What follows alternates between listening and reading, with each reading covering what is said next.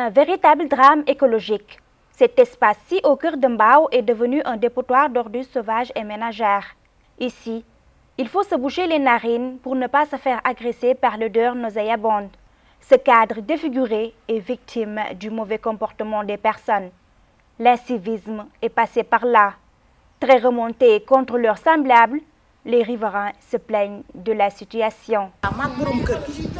dañuy jug taal fii nii yëpp dañ koy taal parce que moi yële ni la rek oto mbalit bi ñëw na fi ñaari oto mbalit xaw ma 3 sax ñu ñëw dégage yi yëpp toog ni ko gor garab yi ci des yëpp ñu taal même pas une semaine mu melaat nii fan yi rek laa ko taalaat boo xoolee sax dangay gis taal yi mais borom fas yi di jóge tëli karo beeg ak cité bi nii dañuy ñëw di këpp bu nekkee borom fas yi boo waxee ak ñoom dañ lay saaga. waaw lii moom ñoo ko gisandoo comme ni ko gars yi di waxee rek. lu ni fàng moom kenn du ko jeex maire baa ngi nii tout près kon monsieur le maire mënul ni gisul lii parce que lii nii mbalit mi nii ndox mi yéen a ko gisandoo ñoo ko gisandoo buñ sañoon lii du am mais nag lu mënta ñàkk la parce que amuñu fu ñu tuur mbalit teguñu ay poubelle ci koñ bi man oto mbalit ma ko gisee fii bala ma ko fee gisati bu comprendre kon lii moom xam nga lii temps yi la fi ab préparation tabaski parce que lii bi ñu bëgg a tabaski amu fi ndox mi ñëw mi encore yokkaate ko taw bi soo ko yéen a ko gisandoo lii lépp gis nga ndox boo duggee nit mooyam fi ne boo duggan nii lu gën a pire lii ngay gis. Après Mbao, cap sur Grand Yoff. Le décor est campé, les coups de balai et pelle ont laissé sur leur passage un environnement sain. Auparavant, ce milieu était aussi habité par des déchets de tout genre. Dans le cadre de la lutte contre l'insalubrité dans cette commune populeuse, la sensibilisation utilisée comme une arme principale devient inefficace. Et pour cause, les populations font la sourde oreille. Malheureusement, en fait, il n'y a pas assez de sensibilisation, en fait, je le dis, par rapport à la population. Parce que des fois, en fait, il arrive souvent que le camion de ramassage des ordures est en retard. Donc, au lieu au moins de développer un réflexe de, en fait, garder les ordures chez soi, au moins ne serait-ce que pour 30 à 40 minutes, le temps de permettre à la voiture qui ramasse les ordures de venir et puis de les déposer. Mais non, en fait, la population a tendance à le déposer tout le temps sur les deux voies. Il fut un moment où on avait mis même des gardiens dans ce sens pour au moins éviter que les gens se déposent des ordures. Parce qu'une fois que les ordures sont déposées sur les deux voies, les gens, peut-être ceux qui ont en fait, des dépôts sauvages, je peux dire, soit des gravats ou des autres, en fait, en rajoutent. Donc, ce qui fait que des fois, le ramassage peut poser problème et des fois, c'est difficile. Guerre contre l'état d'immondice, la mayonnaise peine à prendre de la forme. À Derklé, le constat est unanime.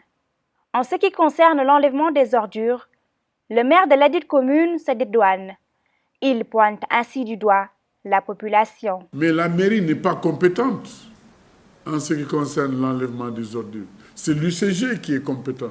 La mairie, ce qu'elle fait, c'est d'accompagner ou de demander l'accompagnement de l'UCG. Ou à chaque fois que de besoin, de signaler des points où c'est des dépôts sauvages. Tout à l'heure, quand vous allez au Parc Nadio, la rue dénommée Parc Nadio, mais c'est un spectacle désolant.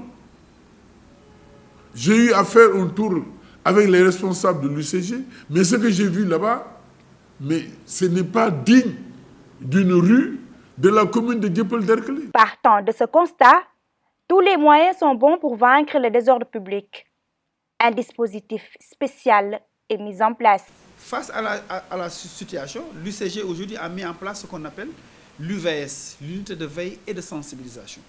Cette unité aujourd'hui est constituée presque d'une centaine d'agents qui sont éparpillés sur toute l'étendue de la région de Dakar, en passant par Dakar, Pikine, Guédiawaye et Rufisque, pour que ces gens qui occupent la voie publique, pour qu'elles changent de comportement, pour que ces marchands ambulants et marchands tabliers qui ne font que salir chaque jour que Dieu fait, que ces marchands aussi puissent changer. Sans compter aussi les populations riveraines qui habitent au niveau des grandes artères. Donc ces équipes vont au niveau de ces populations pour les expliquer le passage du véhicule, pour les expliquer qu'elles n'ont pas le droit de sortir les ordures tant que le véhicule ne klaxonne pas ou bien tant que le véhicule ne passe pas. Il urge d'ores et déjà de prendre des mesures drastiques pour que Dakar rayonne comme Kigali. En outre, la responsabilité de chacun est convoquée. À cela s'ajoutent des mesures d'accompagnement lorsqu'il s'agit surtout de l'assainissement. Certainement, arrivé à un moment donné, je pense que peut-être les sanctions vont tomber. On est en train de voir comment discuter avec, s'il le faut, ceux qui ont le monopole de la violence légalisée, à savoir la police, les services d'hygiène. Présentement, les services d'hygiène sont sur le terrain avec les agents de la mairie pour sensibiliser, mais en même temps verbaliser.